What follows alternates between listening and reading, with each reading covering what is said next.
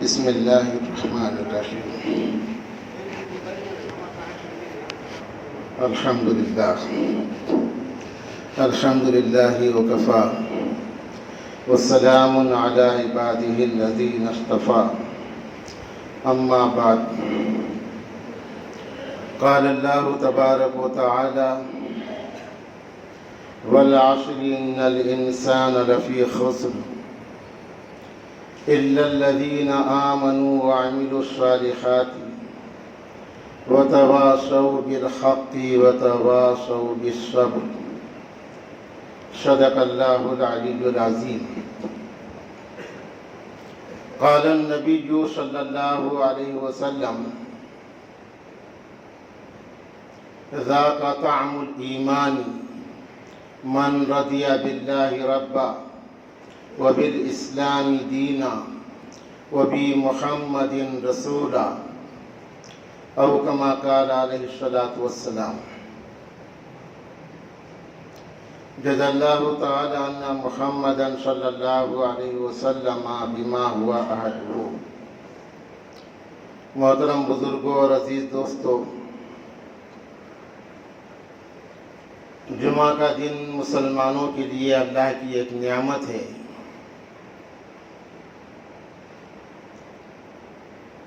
اللہ رب العالمین نے اس دن کی فضیلت اور اہمیت کو مسلمانوں سے بتانے کے لیے قرآن کریم میں ایک مستقل سورت اس نام سے نازل فرمائی، سورہ جمعہ. اور سورہ جمعہ کے دن پڑھنے کی خصوصی فضیلت بھی بیان فرمائی. ہمارے آقا حضرت محمد الرسول اللہ صلی اللہ علیہ وسلم نے اس دن کے بڑے فضائل بیان کیے ہیں اور ہمارے لیے اللہ کے نبی کی ہر بات قابل صد طاعت ہے. کسی شیخ، کسی عالم، کسی رہبر، کسی رہنما کی بات کا انکار کرنے سے کوئی کافر نہیں ہوتا، لیکن نبی کی بات کا انکار کرے گا تو کافر ہو جائے گا.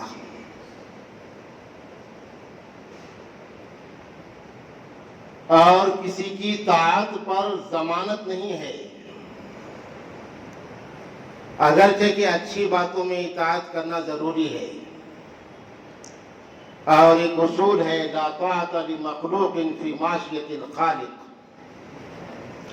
قرآن کریم نے اللہ اور نبی کے بعد اگر کسی کا مقام اور مرتبہ بتایا ہے طاعت اور خدمت کے لیے تو وہ ماں باپ ہیں. جو قرآن کریم کے اس اصول سے ہٹ کر اگر تیسرے درجے پر کسی اور کو رکھے گا جن کا احترام کرنا چاہیے، جیسے علماء کرام کا احترام کرنا چاہیے قوم کو، لیکن علماء کرام کا مقام چوتھے نمبر پہ آئے گا. اور آج الٹا ہے، لوگ جو ہے استاذ کے پیر دباتے ہیں. دبانا چاہیے، خدمت کرنا چاہیے، اس سے میں انکار نہیں کرتا اور کسی کو روکتا نہیں، لیکن ماں باپ کے گولیاں لا کے نہیں دیتے بیماری کے، شوگر کی. تو یہ ایک مسلمان کا طریقہ قرآن اور حدیث کی روشنی میں نہیں ہو سکتا. لوگ شیخ کے سامنے دو جانوں بیٹھتے ہیں، بیٹھنا چاہیے، شیخ کا ادب ہے، لیکن اس کے پہلے سے تیری عادت ماں باپ کے سامنے دو جانوں بیٹھنے کی رہنا چاہیے. اگر ماں باپ کے سامنے دو جانوں نہیں بیٹھتا تو یہ دین کی ناقدری ہے، رسول اللہ کی نافرمانی ہے. اور یہ رسم ہے، یہ گمراہی ہے، اور اس کو دین سمجھ گئے ہم. وَقَضَى رَبُّكَ أَلَّا تَعْبُدُوا إِلَّا إِيَّاهُ وَبِالْوَالِدَيْنِ إِحْسَانًا إِمَّا يَبْلُغَنَّ عِندَكَ الْكِبَرَ أَحَدُهُمَا أَوْ كِلَاهُمَا فَلَا تَقُل لَّهُمَا أُفٍّ ولا تنهرهما وقل لهما قولا كريما.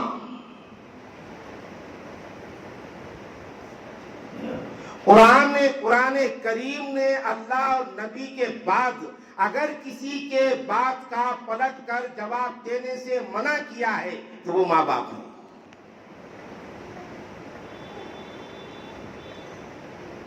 ماں باپ کو دیکھنے کے لیے تیار نہیں اور ادھر دکھلاوے کے لیے جیسا بہت بڑا خادم ہے, بہت عزت کرنے والا, بہت دیندار ہے, وہ علماء کی خدمت کر رہا ہے, علماء کے سامنے دوزانوں بیٹھ رہا ہے, شیخ کی مرید خدمت کر رہا ہے اور مرید شیخ کے پیر دبا رہا ہے, شیخ کی بات کو نبی کے بات سے زیادہ درجہ دے رہا ہے, یہ سب فراڈ ہے, بے دینی ہے. اس کو دین نہیں کہیں گے. اور جمعہ کے دن کے فضائل آقا مدنی سرکار دو عالم صلی اللہ علیہ وسلم نے اس قدر بیان فرمائے کہ پورا دن مسلمانوں کو چاہیے کہ جمعہ کے دن فارغ کر دیں. یہ حق ہے جمعہ کے دن کا. ہماری کان پر جو نہیں لیں گی. عام دنوں کی صف میں ہم نے جمعہ کے دن کو ملا کے کھڑا کر دیے, جیسا عام مہینوں کی صف میں رمضان آ رہا ہے. رمضان کی یاد آتی ہے تو نئے کپڑوں کے واسطے, شاپنگ کے واسطے اور دیگر شوق کے واسطے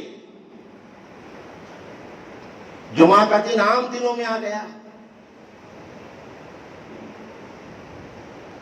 صحابہ کرام رضی اللہ تعالی عنہم اجمعین, جن کی اطاعت اور جن کی تقلید نبی کریم صلی اللہ علیہ وسلم نے ہمیں کرنے کو کہا ہے, اور قرآن کریم نے بھی اشارہ کیا ہے محمد الرسول اللہ والذین معہ اشداء علی الکفار رحماء بینہم تراہم رکعا سجدا یبتغون فضلا من اللہ ورضوانا.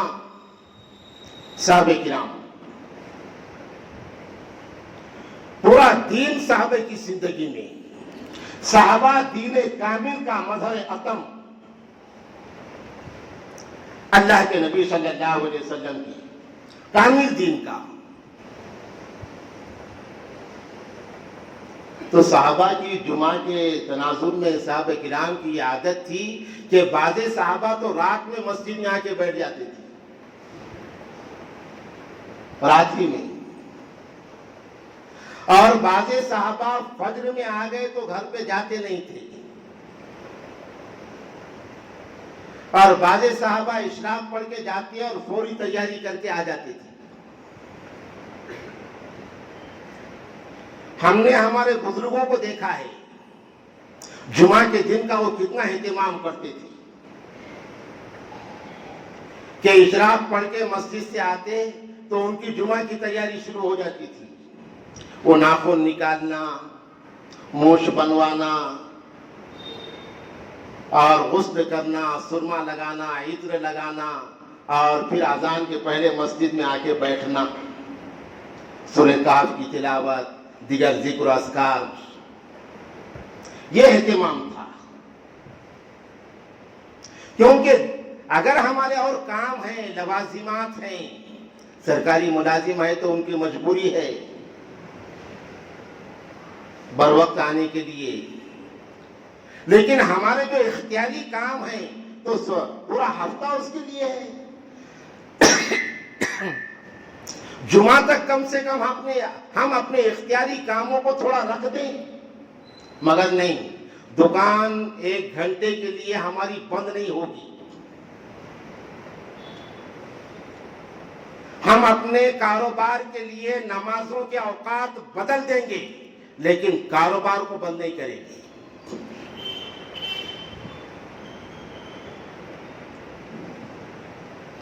اور نمازوں کے اوقات کے بدلنے میں ہمارے لیے سہولت یہ ہو گئی کہ مسجد کا خرچ ہم چلا رہے ہیں نا.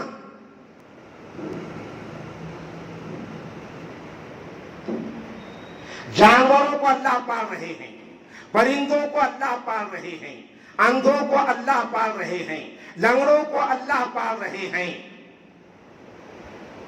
اور مسجدوں کا خرچ ہم چلا رہے ہیں نا.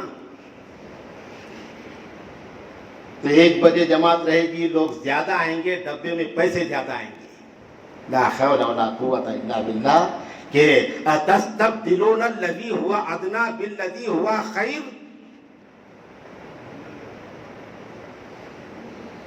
ایک ہلکی سوچ کے لیے، ایک عظیم عبادت کی کے اوقات میں تبدیلی اگر یہ نیت ہے تو یہ گھٹیا نیت ہے.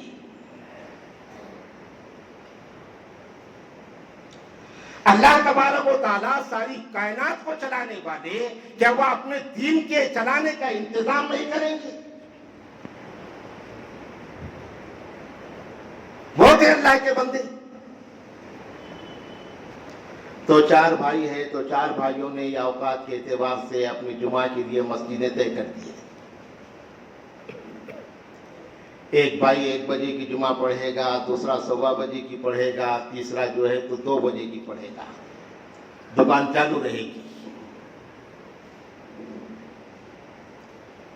لیکن جمعہ کے لیے ہم اپنے اوقات کو فارغ نہیں کریں گے.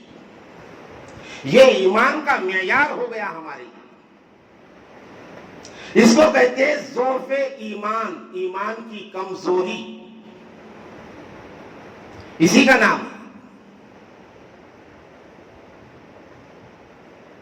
آسان نہیں ہے بزرگوں اور دوستوں.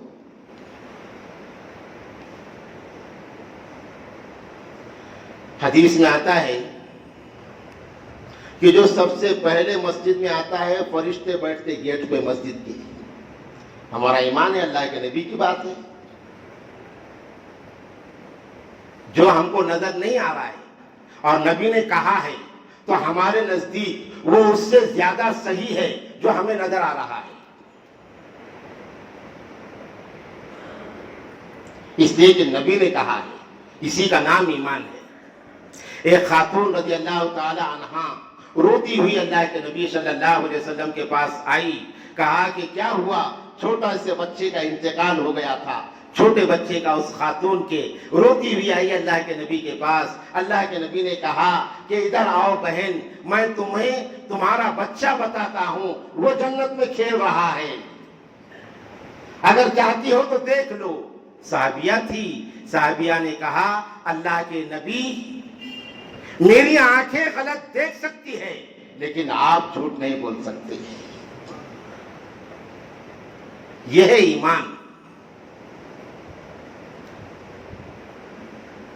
صحابہ کرام رضی اللہ تعالی عنہم اجمعین نے دنیا کو سمجھایا ایمان کیا ہے. چاہے وہ صحابیات ہوں، عورتیں ہوں یا مرد ہوں. اس لیے ہمارے نبی صلی اللہ علیہ وسلم نے کہا اصحابی کالنجوم، میرے صحابہ ستارے ہیں. زندگی کے ہر شعبے میں تم کو صحابہ کا کردار ملے گا، بس اس کو تم اپنا لو، تم کامیابی کی منزل کو پہنچ جائیں گے.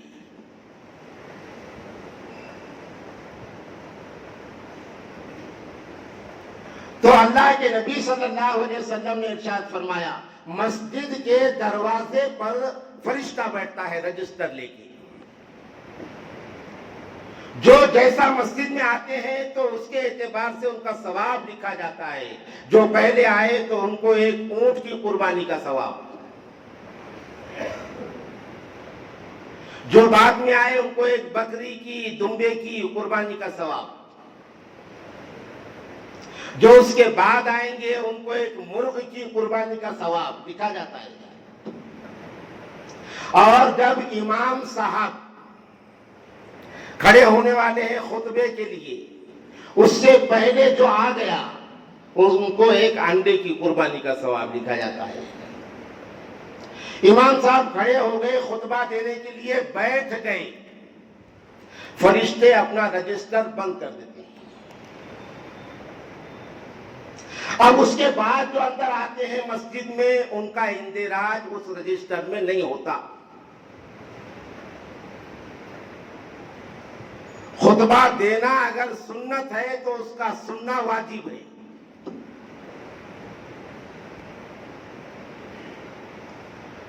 جمعہ کے دن کے اضافی نفل عبادات بتائے گئے ہیں مسلمانوں کے لیے، اس کا ثواب بتایا گیا ہے زیادہ۔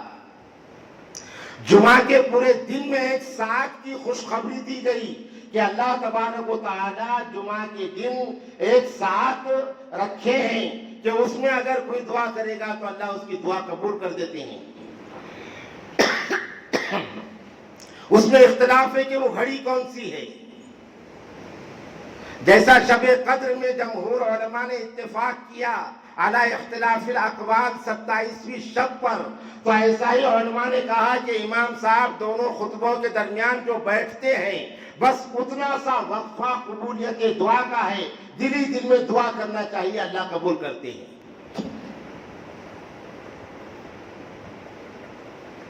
لیکن جمعہ کے دن کی اہمیت بھی ہمارے اندر سے نکل گئی۔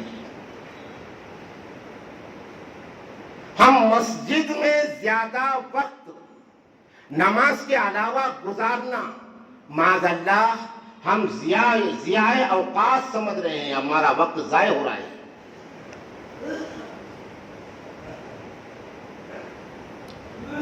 اس لیے نہ تلاوت، نہ ذکر، نہ اذکار، نہ بیان سننے سے کوئی رغبت اور نہ کچھ۔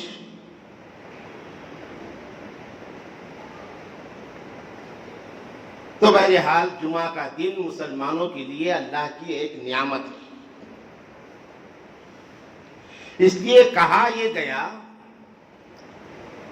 اب اگرچہ کہ آج کے حالات میں کثرت اور مسلمانوں کی تعداد، بڑھتی تعداد کے پیش نظر ناممکن ہو، لیکن کہا یہ گیا کہ جمعہ کا دن مسلمانوں نے ایک جگہ عید کی طرح ادا کرنا چاہیے۔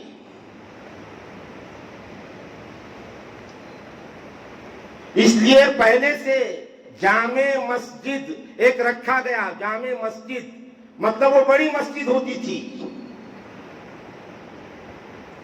اور جمعہ کے دن وہاں شہر کے اکثر لوگ سما جائیں، ایسی جگہ کو جامع مسجد کہتے ہیں۔ امتیاز نہیں، بلکہ امتیاز یہی کہ زیادہ سے زیادہ مسلمان ایک جگہ آ کر کے نماز ادا کریں۔ جامع مسجد میں نماز پڑھنے کا زیادہ ثواب نہیں ہے، لیکن زیادہ جماعت اور لوگ اگر جمع ہو گئے تو زیادہ لوگوں کے ساتھ نماز پڑھنے کا ثواب زیادہ ہے۔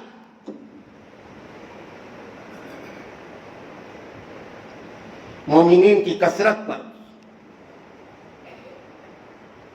اب رہی بات کہ زیادہ ثواب کس مسجد میں نماز پڑھنے کا ملے گا، تو وہ صرف 3 مسجدیں ہیں۔ لا تشد الرحال الا الى 3 مساجد، المسجد الحرام ومسجدی ھذا والمسجد الاقصی۔ 3 مسجدیں ہیں۔ ایک ہے مسجد حرام، پیارے آقا صلی اللہ علیہ وسلم نے ارشاد فرمایا کہ 3 مسجدوں کے علاوہ کسی چوتھی مسجد کی طرف اس نیت سے سفر مت کرو کہ وہاں نماز پڑھنے کا زیادہ ثواب ملے گا۔ اس پر قدغن لگا دی گئی، اور ثواب اس کو کہتے ہیں جو نبی پاک صلی اللہ علیہ وسلم نے بتایا ہے، وہ ثواب ہے۔ اللہ کے نبی نے فرمایا کہ سبحان اللہ، ایک مرتبہ جو کہے گا اس کے نام سے جنت میں ایک درخت لگا دیا جائے گا، یہ ثواب ہے۔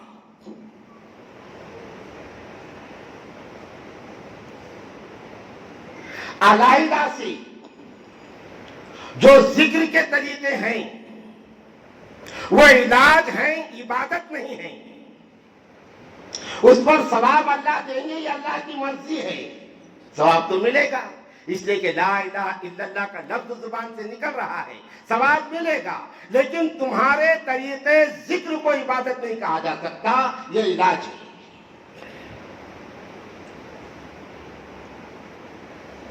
اگر اس کو حدیث کے مسنون ذکر سے زیادہ اہمیت دی جائے گی، یہ بدعت ہو جائے گا۔ جیسے جہری ذکر ہے، صوفیہ کرام بتاتے ہیں جہری ذکر لا الہ الا اللہ، یہ علاج ہے، اور علاج بھی اس وقت ہے جب اس نیت سے کرے گا، اہتمام سے کرے گا، رسمی طور پر کرے گا، کمپٹیشن میں کرے گا، وہ بدعت بن جائے گا، رسم بن جائے گا۔ اس لیے حضرت مولانا محمد الیاس رحمۃ اللہ علیہ کے مکتوبات میں لکھا ہوا ہے، مولانا الیاس رحمۃ اللہ علیہ کی، کہ حضرت مولانا الیاس رحمۃ اللہ علیہ اپنے مریدین کو پہلی مرتبہ میں جہری ذکر کی اجازت نہیں دیتے تھے۔ مکتوبات میں ہے، مولانا منصور نعمانی نے مکتوبات لکھی۔ 3-4 سال کے بعد جب اپنے مرید پر ان کو اعتماد ہو جاتا تھا کہ میرا یہ مرید اب پھسلے گا نہیں، اب یہ گپیاں نہیں مارے گا کہ میرا دل جاری ہو گیا، اب یہ گپیاں نہیں مارے گا کہ میں صاحب قبر سے باتیں کر رہا ہوں، اب یہ گپیاں نہیں مارے گا کہ میں مسجد میں نیت باندھ رہا ہوں تو خانہ کعبہ میں سجدہ کر رہا ہوں، اب اس کو بدہضمی نہیں ہوگی، یہ پکا بن گیا۔ تو اس کے بعد 4-5 سال کے بعد حضرت مولانا الیاس رحمۃ اللہ علیہ جہری ذکر کی اجازت دیتے تھے، اور پھر اس کا فیض ملتا تھا۔ اب کچھ تو نظر ہوں گی نا بزرگوں کی، اتنے بڑے اللہ والے، کچھ تو نظر ہوں گی، ورنہ وہ بھی تو یہ سب کر سکتے تھے جو ہم کر رہے ہیں، ان کو باندھ کے کسی نے ڈالا نہیں تھا، لیکن ان کا مقصد تھا انسانوں کی اصلاح کرنا، اپنے آپ کو فوکس کرنا یہ مقصد نہیں تھا، بیماروں کا علاج کرنا یہ ان کا مقصد تھا۔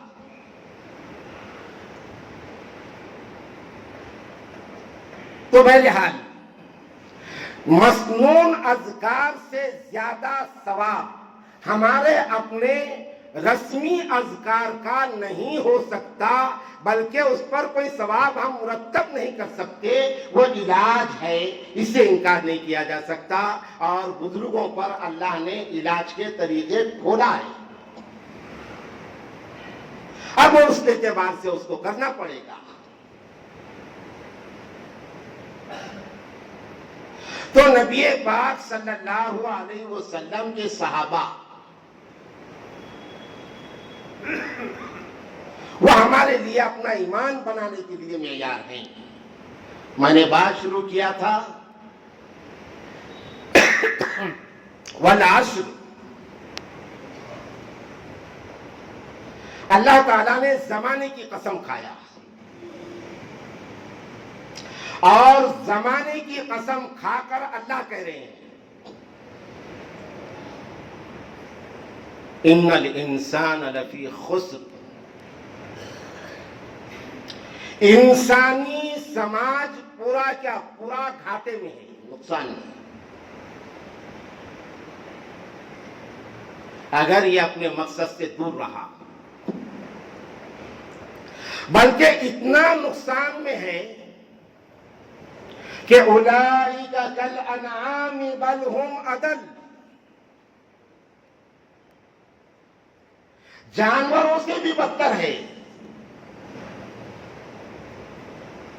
قرآن کہہ رہا ہے انسان فی ذاتہ افضل الخلائق نہیں ہے، اس لیے وہ افضل خلائق نہیں ہے کہ اللہ نے اس کو عقل دیا ہے، آنکھیں دیا ہے، ناک نقشہ دیا ہے، اس لیے وہ افضل نہیں ہے کہ وہ دنیا کے اندر کمالات اپنے بتا رہا ہے، بلکہ افضل وہ اس لیے ہے الا الذین آمنوا وعملوا الصالحات۔ دو چیزیں ضروری ہیں، ایک ہے ایمان۔ ایمان کیا ہے میں بتایا 1-2 مثالیں دے کر، اور بہت ساری چیزیں ہیں وہ ساری تفصیلات کو ایک وقت میں یا ایک دو چند گھنٹوں میں نہیں بتایا جا سکتا. تو پہلی چیز ایمان، اور دوسری چیز ایمان کو بچانا، اس کی کوشش، اس کا نام ہے عمل، عمل صالح. اور یہ دونوں چیزیں یہ رسول اللہ صلی اللہ علیہ وسلم کی تعلیمات اور قرآن کریم کی روشنی میں یہ دو ہی چیزیں ہیں. ہم کسی کو اپنا استاذ بنائیں گے علم لینے کے لیے تو اللہ اور رسول اللہ کی تعلیمات معلوم کرنے کے لیے. اسی حد تک ہم مانیں گے، ان کا احترام کریں گے اس لیے کہ یہ رسول اللہ سے ملانے والے ہیں، ان کی خدمت کریں گے اس لیے کہ رسول اللہ کی زندگی بتانے والے ہیں. اگر اس سے ہٹ کر کوئی کسی کو استاذ بناتا ہے، کوئی کسی کو رہبر بناتا ہے اور وہ اپنے جیسی ٹوپی پہننے کو اس سے خوش ہوتا ہے، اپنے جیسی پگڑی باندھنا اس سے خوش ہوتا ہے، اپنے جیسا رہن سہن اختیار کرنا اس سے خوش ہوتا ہے، اور رسول اللہ کی زندگی کے قریب اپنے شاگرد کو نہیں لے کر کے جاتا تو وہ استاذ گمراہ ہے، اور گمراہ کن ہے، وہ گمراہ کرنے والا ہے. اس لیے کہ اس میں ہماری کامیابی نہیں ہے کہ میرے استاذ کے جیسی میں ٹوپی پہنوں، میرے استاذ کے جیسی میں پگڑی باندھوں، میرے استاذ کے جیسا میں رہن سہن اختیار کروں. اس میں ہماری کامیابی نہیں ہے. ہماری کامیابی رسول اللہ صلی اللہ علیہ وسلم کے نقش قدم پر چلنے میں ہے، صحابہ کرام کے نقش قدم پر چلنے میں ہے.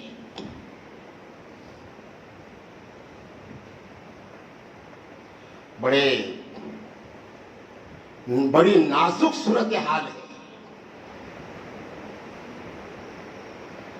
اور سچائی یہ ہے کہ آج کے دور میں اچھا کام دنیا کے لیے ہو رہا ہے. عمل صالح، ایمان اور ایمان کا تقاضا عمل صالح. عمل صالح کیا ہے؟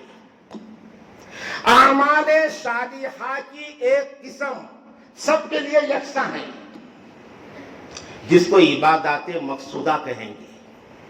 جیسے نماز پڑھنا، ہر مسلمان عاقل، بالغ، مالدار، غریب، کنگال، آفیسر، تاجر، عالم، غیر عالم، سب کے لیے یکساں ہے نماز. وہی طریقہ زکوٰۃ، حج، روزہ، یہ عبادات مقصودہ ہیں، یہ سب کے لیے یکساں ہیں. اور صرف یہی اعمال صالحہ نہیں ہے،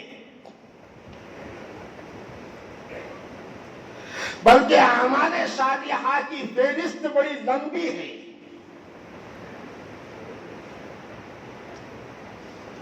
اور وہ اعمال صالحہ وہ ایمان کے تقاضے ہیں. تو معاشرہ بنے گا، مسلمان بنے گا، انسانیت قائم ہوگی، ایمان کے تقاضے پورے ہوں گے، اللہ خوش ہوگا.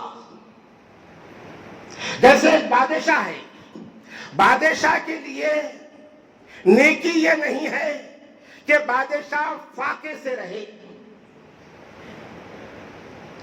فاقہ برداشت کرے. بادشاہ کے لیے نیکی یہ نہیں ہے کہ بادشاہ سادے کپڑے پہنے. بادشاہ کے لیے نیکی یہ نہیں ہے کہ بادشاہ پیدل چلے. بادشاہ کے لیے نیکی ہے عدل کرنا، انصاف کرنا. اگر اس کے اندر عدل نہیں ہے، انصاف نہیں ہے، تو پھر وہ پورے ملک میں بھی پیدل چلا تو وہ اس کی نیکی نہیں ہے، وہ ایک ریاکاری ہے، فراڈ ہے اس کا. وہ ایموشنل کرنا چاہ رہا ہے، دھوکہ دے رہا ہے لوگوں. مالدار کی نیکی یہ نہیں ہے کہ مالدار سادہ کھانا کھائے. ٹھیک ہے اس کا اپنا مزاج. مالدار کی نیکی یہ نہیں ہے کہ وہ سادہ گھر میں رہے. ٹھیک ہے وہ اس کا مزاج ہے، اس کی پسند ہے. لیکن مالدار کی نیکی ہے زکوٰۃ کا نکالنا، صدقات کا کرنا، خیرات کا کرنا، لوگوں کی مدد کرنا، دکھ درد میں کام آنا، اللہ کے دین کی ترقی اور تبلیغ کے لیے اپنا پیسہ خرچ کرنا، مساجد مدارس پر ضروریات کے پورا کرنے کے لیے وہ پیسہ لگانا، یہ مالدار کی نیکی ہے۔ مالدار کا سب سے بڑا گناہ وہ بخل ہے، کنجوسی، یہ سب سے بڑا گناہ ہے ایک مالدار کا۔ تو عمل صالح کی نوعیت بدل جائے گی افراد کی حیثیت کے اعتبار سے۔ ایک طاقتور انسان ہے، طاقتور انسان کے لیے نیکی یہ ہے کہ وہ کمزور کا سہارا بن جائے۔ طاقتور انسان کا سب سے بڑا گناہ یہ ہے کہ وہ اپنی طاقت کا ناجائز استعمال کرے اور ظلم کرے کسی کے اوپر، یہ اس کا بڑا گناہ ہے۔ ایک قانون داں اور معلومات رکھنے والا انسان، اس کی نیکی یہ ہے کہ وہ تحصیل کورٹ اور نگر پریشد اور دیگر آفیسوں میں وہ محتاج اور بے علم لوگوں کے کام آئے۔ کسی کے خلاف جھوٹی کمپلین کرنا یہ اس کا سب سے بڑا گناہ ہے۔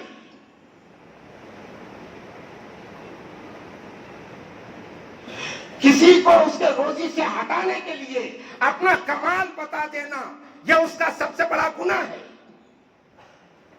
یہ لیڈرشپ نہیں ہے، یہ بہت بڑا کام نہیں ہے، یہ سمجھ رہا ہے یہاں پر، لیکن سب تھاک پڑا رہ جائے گا جب داغ چلے گا بنجارا۔ مرنے کا ہے سب کو، مرنے کے بعد طاقت والا بھی ویسا ہی لاشا رہے گا، کمزور بھی ویسا ہی لاشا رہے گا، لیڈر کی بھی ناش ویسی ہی رہے گی، عام انسان کی بھی ناش ویسی رہے گی۔ کوئی ہاتھ نہیں ہلا سکے گا، کوئی آنکھ سے دیکھ نہیں سکے گا، سب پر لا یتکلمون۔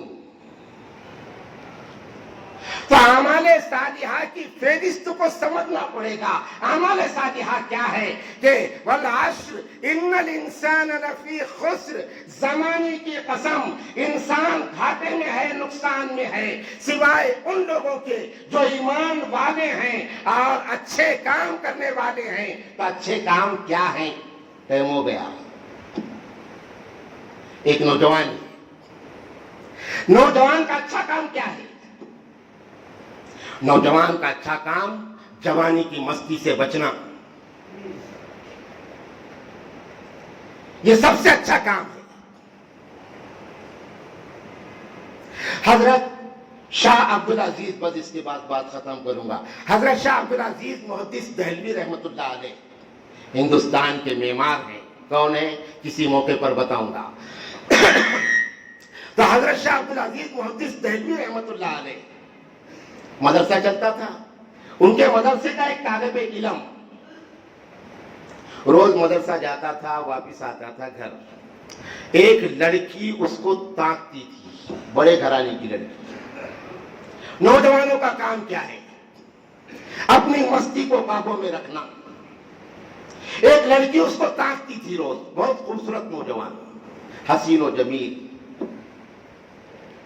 ایک روز اس لڑکی نے اپنے گھر کی خادمہ بڑھیا کو پورا بتایا طریقہ اور کہا کہ اس نوجوان کو بلاؤ، وہ مدرسہ جا رہا تھا۔ وہ بڑھیا آئی اور جوان سے کہا کہ بیٹا ذرا گھر میں ایک بچہ بیمار ہے، اس کو دم کرنے کے لیے اندر آؤ۔ نوجوان سادگی میں وہ اندر آ گیا۔ جیسا ہی کمرے میں آیا وہ بچی نے دروازہ لگا دیا۔ ابھی تو بچیاں پلٹ کے نہیں دیکھ رہے تو ہمارے نوجوانوں کے پیچھے جا رہے خالی دیکھنے کے واسطے ان کو، اور منہ پہ گر رہے ہونٹ اور اپنی زبان دانت پھوڑ کے لے لے رہے۔ یہ ہمارا شیوا نہیں ہے، بچی مسلمان کی ہو یا غیر مسلم کی ہو۔ مسلمان کی بچی کو گھورنا بھی اتنا ہی بڑا گناہ، اور کسی غیر مسلم کی بچی کو گھورنا بھی اتنا ہی بڑا گناہ، دونوں میں کوئی فرق نہیں ہے۔ ان کے پاس تعلیم ہوں گی، دوسروں کی عزتوں کو تار تار کرنے کی، اور ان کے بڑے تعلیم دیتے بھی ہوں گے کہ دوسروں کی لڑکیوں کو پہلا پھسلا کر لاؤ اور ان کو اپنے نکاح میں جو بھی طریقہ ہے ان کو اپنے ساتھ شامل کرو، لیکن اسلام اس بات کی تعلیم کبھی بھی نہیں دے سکتا، کبھی بھی نہیں۔ اگر کوئی کرتا ہے تو وہ غیر اسلام کا طریقہ ہے۔ تو بچی نے بلایا، جیسے ہی نوجوان اندر آیا بچی نے دروازہ لگا دیا، دروازہ لگا کے اس نوجوان کو برائی پر آمادہ کرنے لگی بچی۔ نوجوان پریشان ہو گیا۔ انداز لگائیے آپ، ایسی جگہ بچنا کتنا مشکل ہے۔ اب اس سے انداز لگائیے کہ ایمان کا بچانا کتنا مشکل ہے۔ کپڑوں سے ایمان نہیں بچتا میرے دوستو، ٹوپی سے ایمان نہیں بچتا، داڑھی رکھنے سے ایمان نہیں بچتا۔ یہ اسلام کے شعار ہیں، رسول اللہ کی سنتیں ہیں، اسلام کے طریقے ہیں، لیکن یہ ظاہر سے اسلام نہیں بچتا۔ اسلام بچتا ہے اللہ کے خوف سے۔ انداز لگائیے وہ نوجوان پر کیا گزر رہی ہوگی۔ نوجوان پریشان ہو گیا، بچنے کا کوئی راستہ نہیں، لیکن جو بچنا چاہتا ہے اللہ کا خوف جس کے دل میں ہوتا ہے، اللہ اس کے لیے راستے نکال لیتے ہیں۔ نوجوان نے کہا کہ ٹھیک ہے، مجھے اپنی انسانی ضرورت پیش آ گئی، ذرا لیٹرین بتا دو، میں ضرورت سے آتا ہوں۔ پہلے زمانے میں تو سیفٹی ٹینک تھوڑی تھے، یہ تو آج کی ترقی ہے نا، آج بہت ترقی ہو گئی، لوازمات میں بہت تنزل ہو گیا، انسانیت میں۔ اس پر ہم کسی موقع پر بات کریں گے۔ تو ایسے تو لیٹرین بیت الخلاء نہیں تھی، تو وہ نوجوان گیا بیت الخلاء میں، اور جتنی غلاظت تھی وہ پوری غلاظت اپنے کپڑوں کو اور اپنے بدن کو مل دیا نوجوان نے، اور غلاظت اپنے بدن اور کپڑوں کو مل کے باہر آیا۔ جیسے ہی باہر آیا لڑکی نے دیکھی تو کہا پاگل دیوانے، میں نے تجھے اچھا سمجھا تھا، نکل میرے گھر سے۔ ہکال دیا بچی نے، اس کے سوا کوئی طریقہ نہیں تھا گناہ سے بچنے کا۔ بچہ اب باہر تو آ گیا لیکن شرما رہا ہے کہ اب کہاں جاؤں، تو سیدھا سیدھا بہرحال ایک دن بھی لیٹ نہیں ہوا تھا مدرسے میں پہنچنے پر، ایک دن بھی نہیں۔ بہرحال وہ سیدھا مدرسہ آیا اور مدرسے کے غسل خانے میں غسل کیا، اپنے کپڑے دھویا اور کچے کپڑے پہن کر درس میں آ کے بیٹھ گیا حضرت شاہ صاحب کی۔ شاہ صاحب نے سبق دیے تھوڑی دیر، لیکن بعد میں بالآخر پوچھ ہی لیے کون سے بچے نے ایسا عطر لگا کے آیا کہ وہ مہک ایک دم نرالی اور اتنی مہک رہی ہے کہ آج تک ہم نے ایسی خوشبو محسوس نہیں کی۔ بچے ایک دوسرے کے منہ کو دیکھنے لگے۔ ایک بچے نے کہا کہ حضرت یہ طالب علم ابھی آ کر بیٹھا ہے، اور وہ جب سے آیا ہمارا پورا کلاس روم مہک گیا، اسے پوچھیے آپ۔ اس بچے کو نزدیک بلا کے شاہ صاحب پوچھ رہے، بچہ شرما رہا ہے۔ شاہ صاحب نے ڈانٹ کر پوچھا تو بچے نے پھر اپنا واقعہ سنایا۔ حضرت پیر صاحب نے لکھا ہے کہ مرنے تک اس بچے کے جسم سے خوشبو آتی تھی، اور اس بچے کا نام رکھ دیا گیا تھا خواجہ مشکی، اس کا نام رکھ دیا گیا تھا۔ گناہوں سے بچنے کی فضیلت بہت زیادہ۔ بہرحال اللہ سے دعا ہے اللہ تعالی ہم تمام کو اپنا دین اور پیارے آقا صلی اللہ علیہ وسلم کی زندگی سمجھ کر اس پر عمل کرنے کی توفیق نصیب فرمائے۔ وآخر دعوانا الحمدللہ۔